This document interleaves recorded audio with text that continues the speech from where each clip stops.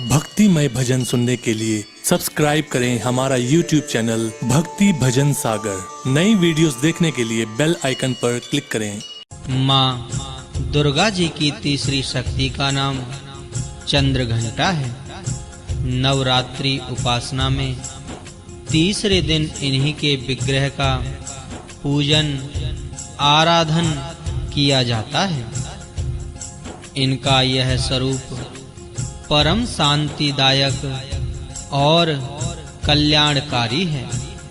इनके मस्तक में घंटे के आकार का अर्धचंद्र है और इसी कारण से इन्हें श्री चंद्र घंटा देवी कहा जाता है। इनके शरीर का रंग स्वर्ण के समान चमकीला है। इनके 10 हाथ हैं।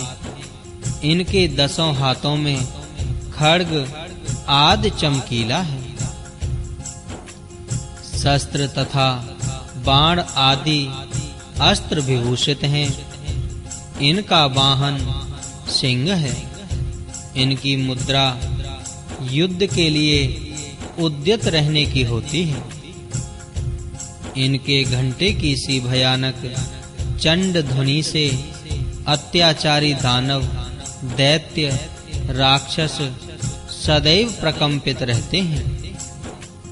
नवरात्र की श्री दुर्गा उपासना में तीसरे दिन की पूजा का अत्यधिक महत्व है। इसी दिन साधक का मन मणिपुर चक्र में प्रविष्ट होता है। माँ चंद्र घंटा की कृपा से उसे अलौकिक वस्तुओं के दर्शन होते हैं। दिव्य सुगंधियों का अनुभव होता है तथा विविध प्रकार की दिव्य ध्वनियां सुनाई देती हैं।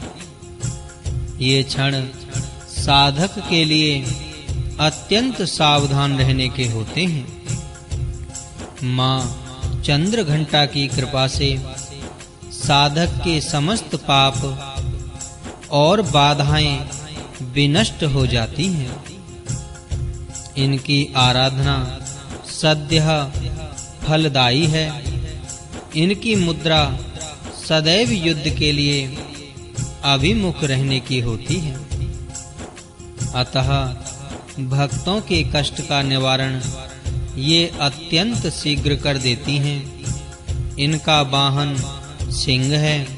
अतः इनका उपासक सिंह की तरह पराक्रमी और निर्भय हो जाता है। इनके घंटे की ध्वनि सदा अपने भक्तों की प्रेत बाधा आदि से रक्षा करती रहती है। इनका ध्यान करते ही शरणागत की रक्षा के लिए इस घंटे की ध्वनि निनादित हो उठती है। दुष्टों का दमन और विनाश करने में सदैव तत्पर रहने के बाद भी इनका स्वरूप दर्शक और आराधक के लिए अत्यंत सौम्यता एवं शांति से परिपूर्ण रहता है।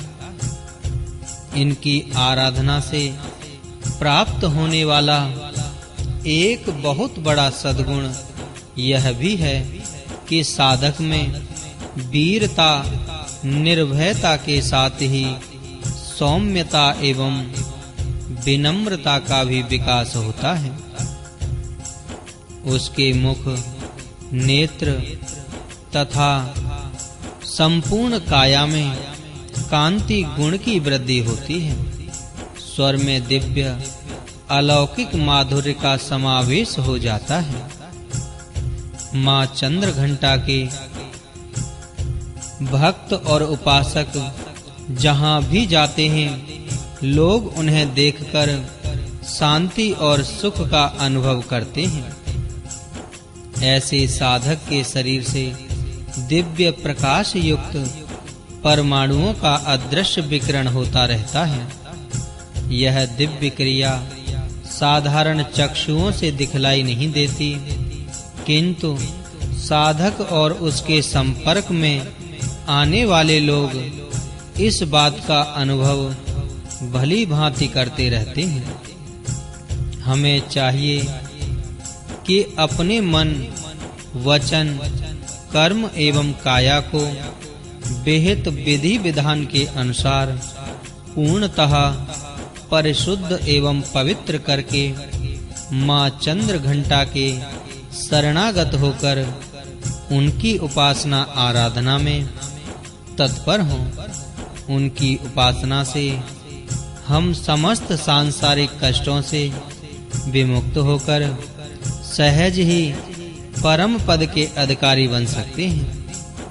हमें निरंतर उनके पवित्र विग्रह को ध्यान में रखते हुए साधना की ओर अग्रसर होने का प्रयत्न करना चाहिए।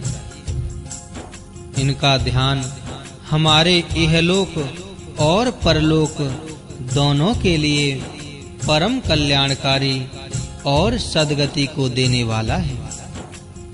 जय मां चंद्रघंटा देवी।